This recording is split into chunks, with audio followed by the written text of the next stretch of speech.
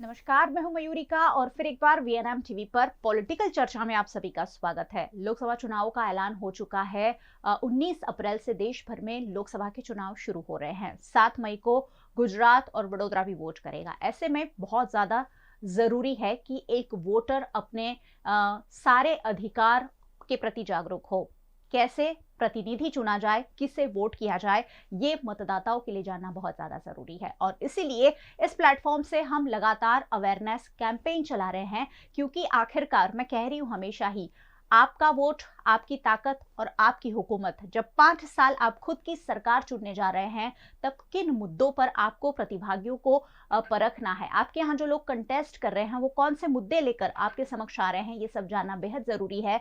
और इसीलिए मैं लगातार कोशिश कर रही हूँ कि देश के मुद्दे आखिरकार क्या हैं, ये देश के नागरिकों तक पहुंच सके। हमें हो सकता है कि भरमाने की कोशिश अलग अलग राजनीतिक दलों द्वारा की जाए, लेकिन अगर हम स्मार्ट हैं, हम स्मार्ट दुनिया में अब रहते हैं, तब जरूरी है कि हम अपने अधिकार और हक सभी चीजों के प्रति जागरूक रहे। आज इस मुद्दे पर कि कौन से मुद्दों पर देश में चुनाव लड़ा जाना चाहिए, चर्चा के लिए मेरे साथ जुड़े हैं एमएस यूनिवर्सिटी की डिपार्टमेंट ऑफ पॉलिटिकल साइंस के HOD professor Amit Dholakia. Sir, बहुत बहुत स्वागत है आपका। प्रोफेसर अमित ढोलकिया को हमने बहुत बार वीएनएम पर देखा है, सुना है और उनके पॉलिटिकल व्यूज हमने जाने हैं। आज उनसे मैं जानना चाहूंगी कि आखिरकार देश में चुनावी मुद्दे है क्या। सर, अलग अलग मुद्दे चुनाव के दौरान अलग अलग पार्टीज लेकर आती है, उनके मैनिफेस्टोस होते हैं, बहुत कुछ होता है, कुछ चुनावी वादे होते हैं, जुमले होते हैं, लेकिन अभी मैनिफेस्टो तैयार भी नहीं हुए हैं। तब मुझे ऐसा लग रहा है कि हमारे जैसे लोगों को इस पर चर्चा जरूर करनी चाहिए कि आखिरकार देश के मुद्दे है क्या। तो पहले तो मैं वीएनएम टीवी को बधाई देना चाहता हूँ कि ये चुनाव का जो रिपोर्टिंग है उसको सिर्फ पक्ष या तो राजकीय नेताओं की गतिविधियों का रिपोर्टिंग नहीं बनाया है, परंतु भारत के नागरिकों की शिक्षा का ये एक माध्यम बना है। सिविक एजुकेशन देने के लिए वीएनएम ये पूरे इलेक्शन रिपोर्टिंग की जो उनकी स्ट्रेटेजी है उसको बनाया है। उसके बदल में वीएनएम टीवी को बधाई देता हूँ। आपने जो बात कही वो एकदम प्रस्तुत है कि चुनाव सिर्फ प्रत्याशी को चुनने की एक प्रक्रिया नहीं है। चुनाव सिर्फ कोई एक राजकीय पार्टी के चिन्ह को अनुमोदन देने की प्रक्रिया नहीं है। चुनाव एक देश के लिए, समाज के लिए चर्निंग की प्रक्रिया है, मंथन की प्रक्रिया है। चुनाव का ही वो समय है जब प्रजा अपनी बात खुलेपन से, विश्वास से अपने नेताओं के समक्ष रख सकती है। एक बार चुनाव पूरा हो जाता है, हमने अपना प्रतिनिधि चुन लिया है, तब पूरी जो बाजी है वो अपने प्रतिनिधियों के पास चली जाती है। संसद में, विधानसभा में बैठ के वो हमारे लिए नीतियां बनाते हैं और हमने उनको चुना है तो उनका वो अधिकार भी बन जाता है। लेकिन वो चुने नहीं गए हैं, उसके पहले का जो समय है वो ऐसा समय है कि हम अपने प्रतिनिधियों के समक्ष, राजकीय पार्टीज के समक्ष अपने जो मुद्दे हैं वहाँ तक हम पहुँचा सकते हैं। आपने जो बात कही वो सही है कि अभी तक मैनिफेस्टोस की घोषणा हुई नहीं है, वो बनने की प्रक्रिया जारी है। कुछ कुछ झलकियाँ हमें मिली हुई है राजकीय पक्ष की, जो अलग अलग अनाउंसमेंट्स से, उससे कि कौन सा राजकीय जो दल है वो कौन से मुद्दे को ज़्यादा महत्व देगा। मूल बात यह है कि मैनिफेस्टो को भी आम जनता इतनी गंभीरता से लेती नहीं है। हमारे में से बहुत कम लोग मैनिफेस्टो को पढ़ते भी हैं, उसमें क्या लिखा है वो जानने की हम कोशिश भी करते हैं। ज़्यादातर लोग हैं वो इमोशन के आधार पर, अपने एक सब्जेक्टिव बायस के आधार पर अपना वोट देते हैं।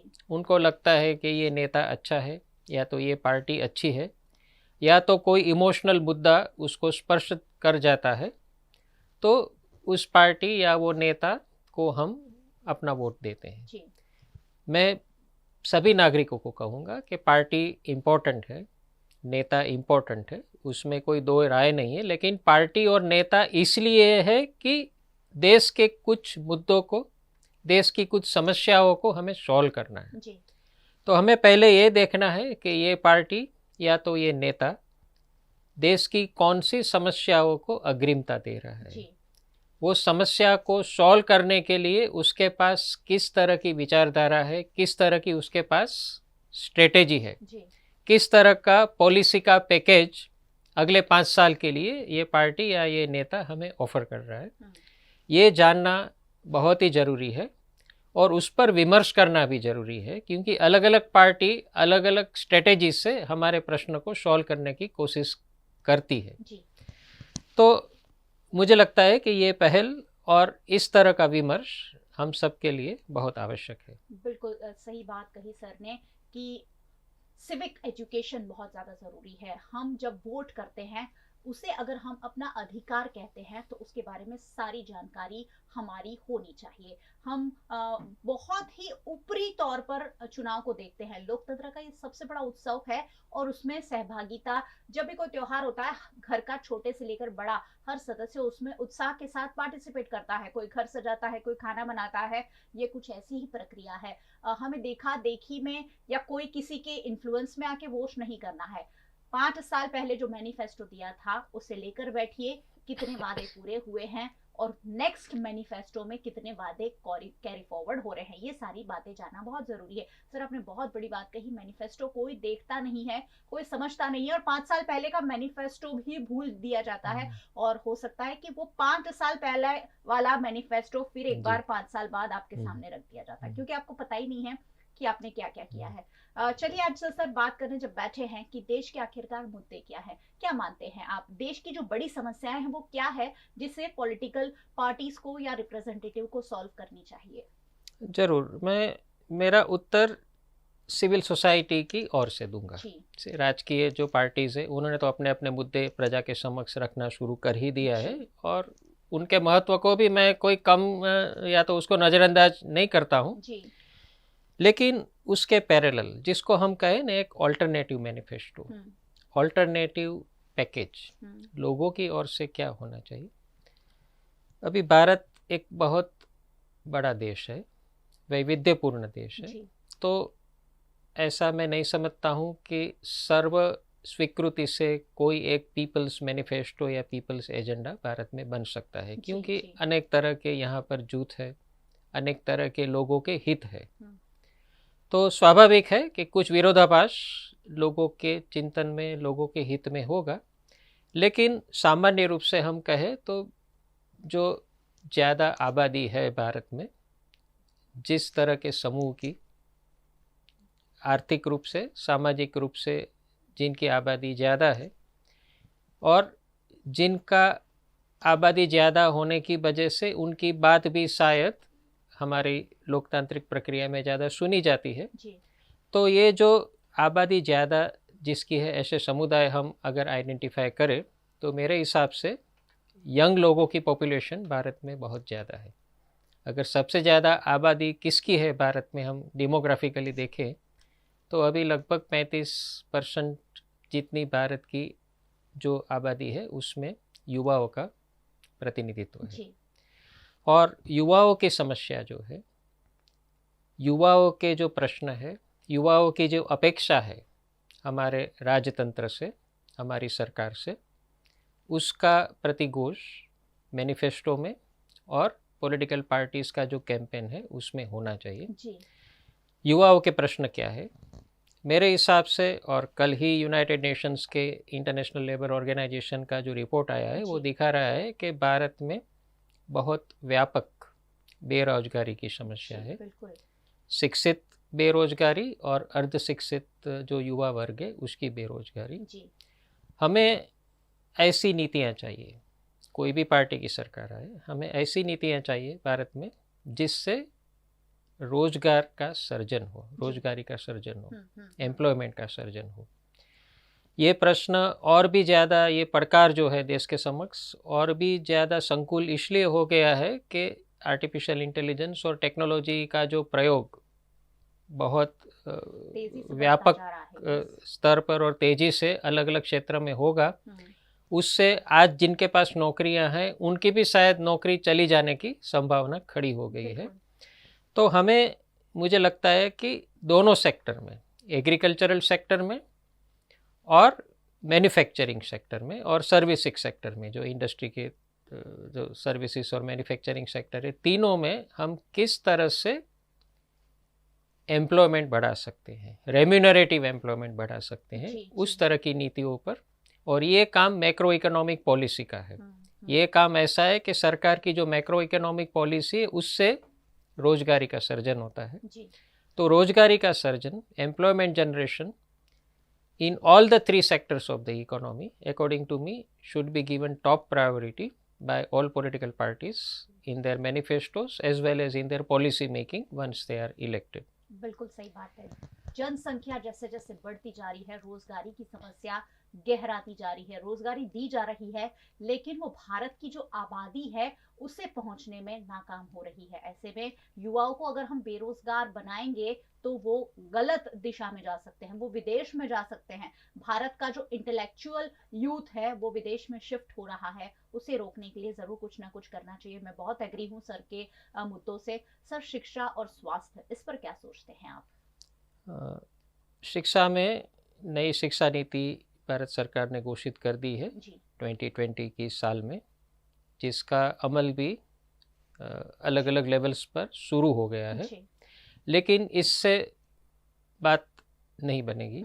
इससे आगे हमें जो करना है वो ये है कि क्वालिटी ऑफ एजुकेशन को सुधारने के लिए भारत में full time, well paid and well qualified teachers school से लेके यूनिवर्सिटी तक सब लेवल पर अगर अपॉइंट करेंगे तो ही शिक्षा की जो क्वालिटी है उसमें सुधार होगा। शिक्षा में बहुत व्यापक स्तर पर कॉन्ट्रैक्ट अपॉइंटमेंट की प्रणाली अलग राज्यों में और पूरे देश में हम देख रहे हैं। और ये कॉन्ट्रैक्ट अपॉइंटमेंट की वजह से अच्छे जो लोग हैं, जो रियली टैलेंटेड मेरिटोरियस लोग हैं, वो शिक्षा के प्रति, शिक्षा को अपना प्रोफेशन बनाने के लिए वो आकर्षित नहीं होते हैं। तो शिक्षा में बेस्ट टैलेंट तभी आकर्षित होगी जब उनको पूर्णकालीन और स्थायी एम्प्लॉयमेंट मिलेगा, और साथ साथ में पूर्णकालीन स्थायी एम्प्लॉयमेंट के साथ जुड़ा हुआ अच्छा सैलरी भी मिलेगा। तो हमें अच्छे लोगों को आकर्षित करने के लिए एक जो भी वैकेंसीज है उसको हमें भरने की आवश्यकता मैं देख रहा हूँ। दूसरा, प्राइवेट सेक्टर बहुत तेजी से भारत में बढ़ गया है एजुकेशन के सेक्टर में, जो अच्छी बात है जी, लेकिन उससे शिक्षा महंगी हो रही है। शिक्षा महंगी भी हो रही है, और प्राइवेट सेक्टर को एक यूनिफॉर्म, जैसे यूजीसी पब्लिक सेक्टर की जो यूनिवर्सिटीज़ है, सेंट्रल यूनिवर्सिटीज़ है, वो सभी को एक नियंत्रित करती संस्था है, और उसके एक समान मापदंड के आधार पर जो पब्लिक यूनिवर्सिटी है उसका संचालन हो रहा है।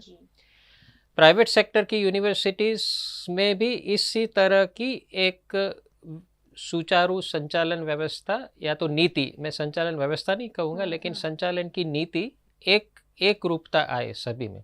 जैसे कंपनीज एक्ट है, कोई भी कंपनी भारत में जिसका स्थापना होता है उसको कंपनी एक्ट के प्रोविज़न के हिसाब से चलना है। तो कोई भी प्राइवेट यूनिवर्सिटी भारत में बने, उनको एक ही तरह की एक्ट और एक ही तरह की उनकी फ्रेमवर्क और गाइडलाइंस उनको लागू हो, ये भी जरूरी है। अभी क्या है कि अलग अलग राज्यों में अलग अलग तरह की नीतियाँ चल रही है, जिससे विद्यार्थियों को अलग अलग तरह की शिक्षा मिल रही है। डिग्री सेम है, लेकिन उसकी क्वालिटी और उसके पीछे जो शिक्षा प्राप्त की है वो अलग अलग प्रकार की है। तो ये भी मुझे लगता है कि बहुत ज़रूरी है। और तीसरा, रिसर्च में इन्वेस्टमेंट। रिसर्च के बगैर, टेक्नोलॉजी की रिसर्च के बगैर इस देश में हमारी प्रगति वैश्विक स्तर पर नहीं होगी। भारत का जो सबसे बड़ा प्रश्न है वो टेक्नोलॉजिकल डिपेंडेंस का है। छोटे छोटे देशों पर हमें टेक्नोलॉजी के लिए आधार रखना पड़ता है। कोरिया जैसा छोटा देश हो या इटली जैसा छोटा देश हो, तो भी तो हमें अपनी इंडिजिनस टेक्नोलॉजी बढ़ाने के लिए टेक्नोलॉजी के एडवांस सेंटर्स खड़े करने हैं, उसमें अच्छे लोग लगाने हैं, उसको अच्छा फंडिंग भी देना है और उसको ऑटोनॉमी भी देनी है। तब आगे जाके 5-10 साल में हम कुछ इसके परिणाम को देख सकेंगे। जी बिल्कुल।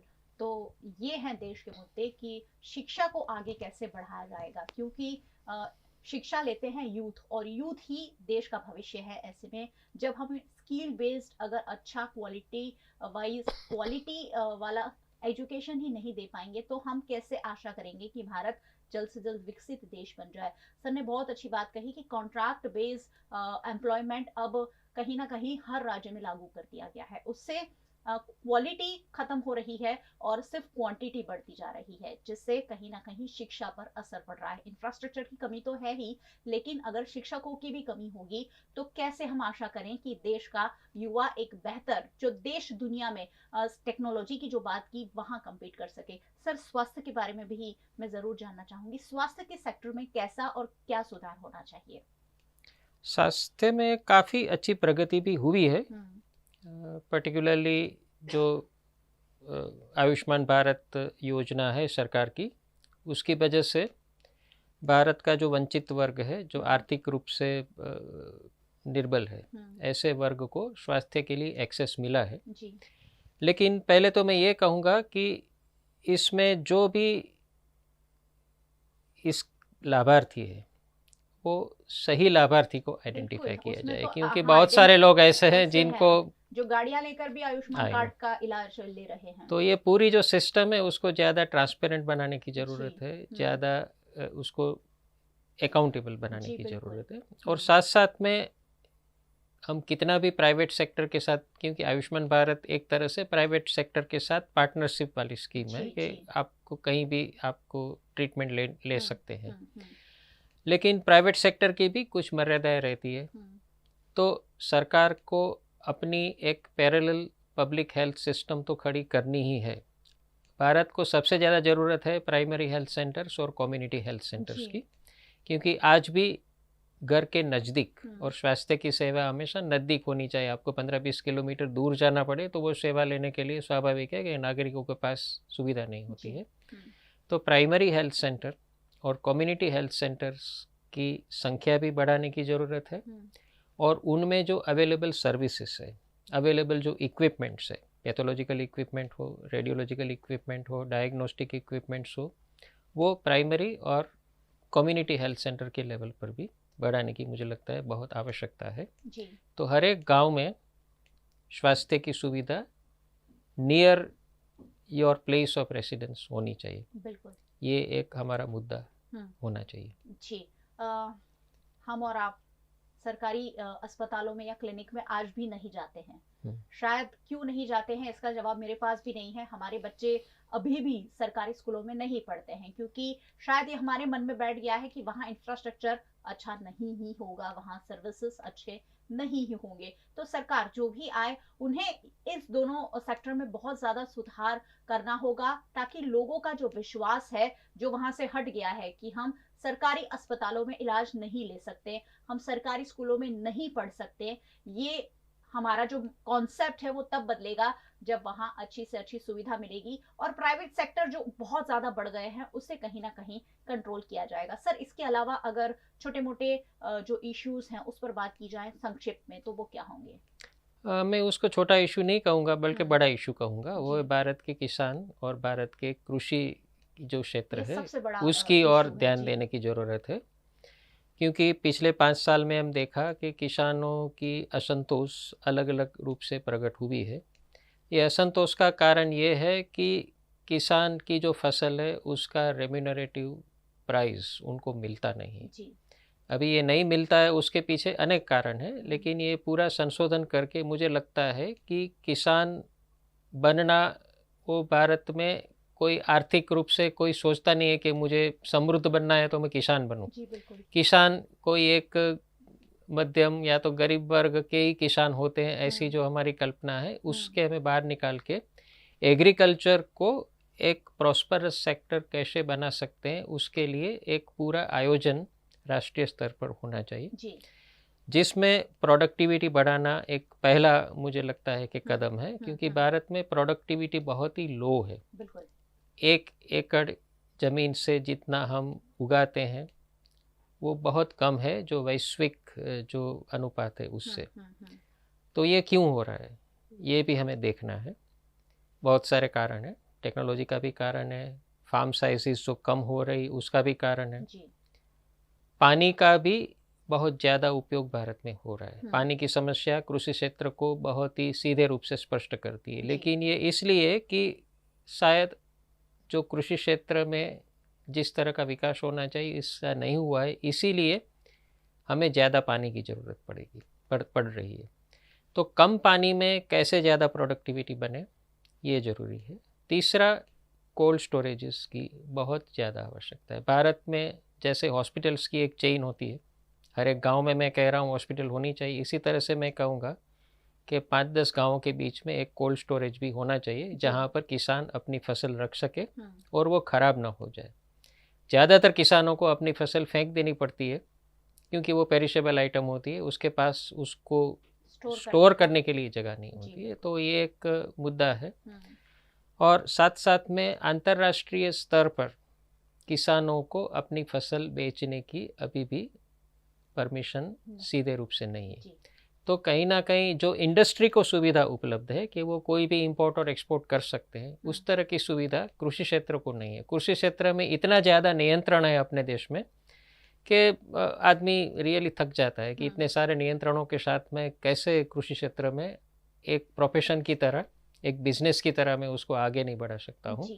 और भारत की जो भी ट्रांसफॉर्मेशन होगी उसका जो शुरुआत होगा, इकोनॉमिक ट्रांसफॉर्मेशन की जो शुरुआत होगी, वो इंडस्ट्री से भी ज़्यादा मैं मानता हूँ कि कृषि क्षेत्र से होगी। तो कृषि क्षेत्र पर बहुत ही घनिष्ठ ध्यान देने की आवश्यकता है और वो नीतियों के रूप से ध्यान देने की आवश्यकता है। ये मैं मानता हूँ कि अगले 5 साल का अगर कोई पार्टी इसको एजेंडा बनाती है भारत के लिए, वो बहुत ही क्रांतिकारी ऐसा कदम होगा। बिल्कुल सही बात है। जब भी हम युवाओं से बात करते हैं कि वो क्या बनना चाहते हैं, तो कोई डॉक्टर, इंजीनियर या टीचर या कोई भी बात कह सकता है, लेकिन कोई ये कभी नहीं कहता है कि उसे किसान बनना है, क्योंकि किसान बनना हमारे यहाँ कोई प्रोफेशन ही नहीं है। बाय बर्थ अगर कोई किसान है, वो बेचारा अपने जीवन को कैसे जैसे तैसे गुजर बसर करता है, और इसीलिए सालों से देश का किसान धरना दे रहा है सड़क पर, लेकिन उनके लिए कोई ठोस निर्णय नहीं लिए जा रहे हैं। जो भी सरकार आए, ये एक बहुत बड़ा मुद्दा है। जगत का तात हम उसे कहते हैं, यानी जगत का पिता, जगत को चलाने वाला किसान है, और वो ही अगर अपनी चीजों के लिए, अपनी मांगों के लिए सालों तक धरने पर बैठा रहे, तो शायद ये किसी भी पॉलिटिकल पार्टी के लिए एक बड़ा मुद्दा हो सकता है, जिसे इस बार जरूर कहीं ना कहीं चुनाव में शामिल किया जाना चाहिए। सर, और कोई मुद्दे आपके ध्यान में आ रहे हैं? मुद्दे तो बहुत है। पानी का एक मुद्दा मुझे लगता है कि भारत में water management, access to water, availability of water, ये बहुत बड़े इश्यूज़ है।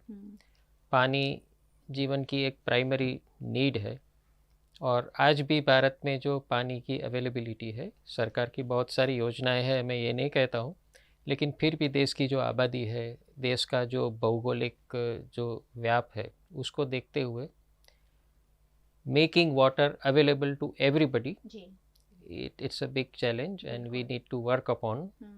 ये प्राइमरी इश्यूज है, लेकिन बहुत महत्व के इशू है। शिक्षा, स्वास्थ्य, पानी। बिल्कुल सही बात है। पानी भारत में वैसे बहुत सारे वाटर बॉडीज है, बहुत अच्छी बारिश भी होती है, लेकिन स्टोरेज हमारे पास उतना बेहतरीन नहीं है। हमारे पास स्टोरेज करने की क्षमता या योजनाएं उतनी बेहतर नहीं है, और इसीलिए जरूरी है कि इस तरीके के मुद्दों पर हम ध्यान दें, सरकार ध्यान दे, पॉलिटिकल पार्टीज ध्यान दे, ताकि देश को जो सोने की चिड़िया माना जाता था, उसे पास्ट हो गया है। अब भविष्य में भी कुछ ऐसा ही हम देश के लिए उपयोग कर सके कि भारत रहने के लिए एक बहुत बेहतरीन देश है। ऐसा देश विदेश में भी संदेश जाए, और वो तब जाएगा जब देश की सरकार और देश के नागरिक मिलकर इस पर काम करेंगे। सर, बहुत बहुत शुक्रिया आप हमारे साथ जुड़े, और बहुत बहुत शुक्रिया आप सबका हमारे साथ जुड़ने के लिए। हम प्रोफेसर अमित ढोलकिया से बात कर रहे थे, जो एचओडी हैं department of political science MS university के। हमेशा ही उनके पॉलिटिकल व्यूज और उनके जो व्यूज हैं वो हम लेते रहते हैं, ताकि सही मुद्दे आप तक पहुंच सके, सही बातें आप तक पहुंच सके, क्योंकि जब भी कोई एक्सपर्ट इन सारी बातों को कहते हैं तो वो हमारे दिल तक असर करती है। जब तक चुनाव होने हैं, वीएनएम पर इसी तरीके की चर्चा जारी रहेगी, ताकि आप एक बेहतर सरकार चुन कर ला सके। मैं रोज कह रही हूँ, आपका वोट, आपकी ताकत और आपकी हुकूमत। तो जब आपको हुकूमत करनी है तो आपको जागरूक हो जाना है। हमारे पास 1 से 1.5 महीना है वोट करने के लिए, और 1 से 1.5 महीने में हमें सारी चीजों को परख लेना है, सारे कैंडिडेट्स को परख लेना है, उनकी पॉलिसीज को परख लेना है, ताकि हम एक बेहतर भारत का निर्माण करने में अपना सहयोग दे सके। यूट्यूब चैनल पर VNM टीवी को आप देख रहे हैं, सब्सक्राइब जरूर कर लीजिए अगर नहीं किया है तो। फेसबुक पर देख रहे हैं, शेयर जरूर कर दीजिए। आप हमें OTT प्लेटफॉर्म्स पर देख रहे हैं, डेली हंट, वोडाफोन टीवी, जियो टीवी और जियो टीवी फाइबर 498 नंबर के चैनल पर VNM टीवी को 24 घंटे लगातार देखा जा सकता है। देखते रहिए VNM, जुड़े रहिए VNM के साथ। नमस्कार।